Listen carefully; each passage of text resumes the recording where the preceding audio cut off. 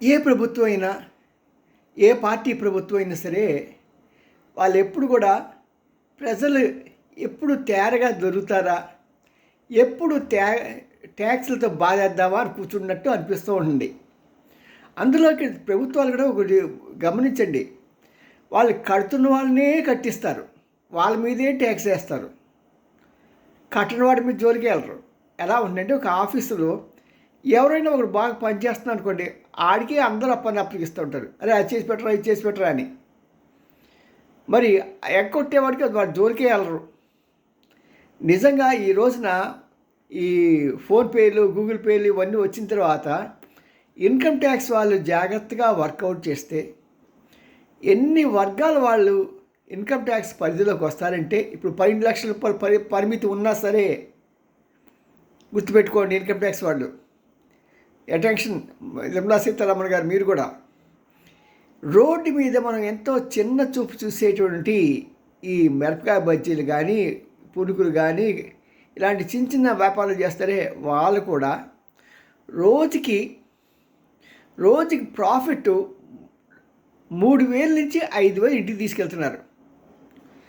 ఆఖరికి పానీపూరి అమ్మేవాడు కూడా రోజుకి 3 నుంచి 5,000 రూపాయలు ఖచ్చితంగా ఇంటికి తీసుకెళ్తున్నాడు.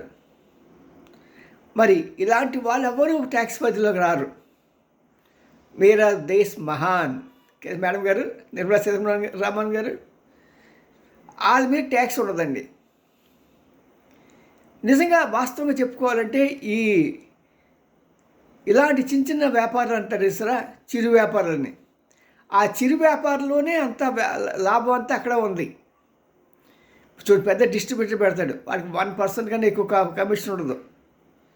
అలాగా ఈ పెద్ద వాళ్ళకి వచ్చే లాభాల కన్నా కూడా రెండోది పాపం మిడిల్ క్లాస్ చూసారా, ఈ మిడిల్ క్లాస్ 3 తరగతులుగా పెట్టారు. లో మిడిల్ క్లాస్ అని, మిడిల్ క్లాస్ అని, అప్పర్ మిడిల్ క్లాస్ అని. ఇదివరకు వాళ్ళ యొక్క ఇన్కము లో మిడిల్ క్లాస్ వాళ్ళ దగ్గర ఉండేదేమో, ఇంకొద్దిగా ఒక మన 2018-2020 ప్రాంతం వచ్చేసరికి మిడిల్ క్లాస్ ఇన్కమ్ లాగా ఉండేదేమో. కానీ ఇప్పుడు అప్పర్ మిడిల్ క్లాస్ ఇన్కమ్ కన్నా కూడా ఇలాంటి చిన్న చిన్న వ్యాపారాలు చేసేది వాళ్ళకి చాలా లాభాలు వస్తున్నాయి.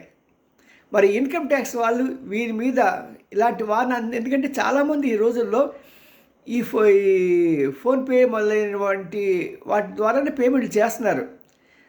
రెండవది, ప్రజలు కూడా ఎంకరేజ్ చేయండి, అలాంటి చిన్న చిన్న వాళ్ళని కూడా మీరు మీరు పేమెంట్స్ అన్నీ కూడా మీ ఫోన్పే ద్వారా, గూగుల్ పే ద్వారా చేస్తేనే మీకు అలాంటి వారిని మేము ట్యాక్స్ పరిధిలోకి తీసుకురాగలుగుతాము అని ఎడ్యుకేట్ చేయగలిగారు అనుకోండి. ఎందుకంటే వీడు అబ్బా బాగుపడిపోతున్నాడు అని చెప్పి పాపం మిడిల్ క్లాస్ వాడు చాలా బాధగా ఉంటుంది. నేనేమో చిన్న ఇల్లు ఉంటే వీడు బ్రహ్మాండంగా ఇల్లు కొనేసాడు, వాళ్ళ అమలాపురంకి వెళ్ళిపోయి ఎకరాల స్థలాలు కొనేస్తాడని చెప్పి వాడి బాధ వాడిది, ఎవడు కడుపుమంటే వాడిది. మరి ఇలాంటి పరిస్థితుల్లో మరి అలాంటి వారందరినీ కూడా ట్యాక్స్ పరిధిలోకి తీసుకొస్తే నిజంగా ట్యాక్స్ పెద్ద సమస్య కాదండి. అది మనకి ఎంత సర్ప్లస్ వస్తుందంటే, ఈరోజు ప్రభుత్వానికి గత 3-4 సంవత్సరాలుగా డీజిల్ మీద, పెట్రోల్ మీద ఎంత లాభాలు వస్తున్నాయో అంత లాభాలు. ఇంకా చెప్పాలంటే రష్యాలో $40కి $30కి మనం కొని వాటిని యూరోపియన్ కంట్రీస్కి మనం ఎక్స్పోర్ట్ చేస్తున్నాం చూసారా, దాంట్లో ఎంత లాభం ఉందో అంతకి 4 రెట్లు ఇన్కము మనకి వీళ్ళ ద్వారా జనరేట్ అవుతుంది.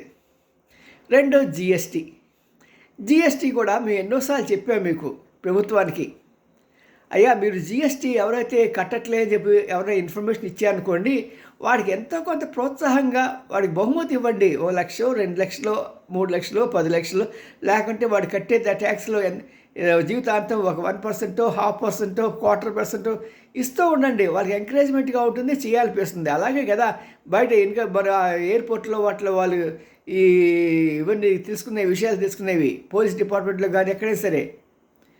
మరి నేను కొన్ని ఉదాహరణ చెప్తాను. విజయవాడకి అంటే బీసెంట్ రోడ్డు పెద్ద లైఫ్. అప్పుడు ఇప్పుడు అంటే కొద్దిగా తగ్గినా సరే అదొక షాన్ విజయవాడకి. దాంట్లో నాడాస్ కాఫీ పొడి అనేది, నాడా షాప్ అనేది చాలా ఫేమస్. ఏది మా చిన్నప్పటి నుంచి సుమారు ఒక 40-50 సంవత్సరాల నుంచి. ఆ పాత తరం పోయింది, కొత్త తరం వచ్చారు. వచ్చినా సరే ఈ రోజుకి అక్కడ ఫోన్పే కానీ దీని ద్వారా వాళ్ళు డబ్బులు తీసుకోరు, యాక్సెప్ట్ చేయరు. క్యాషేనండి, క్యాష్ ఇవ్వాలి. అంత నడిబొడ్డున పబ్లిక్గా వాళ్ళు మేము వీటి ద్వారా మేము యాక్సెప్ట్ చేయము, ఫోన్పే గూగుల్ పే ద్వారా యాక్సెప్ట్ చేయము అంటున్నా సరే మరి జిఎస్టీ వాళ్ళు ఇక్కడ ఏం పని చేస్తున్నారండి విజయవాడలో?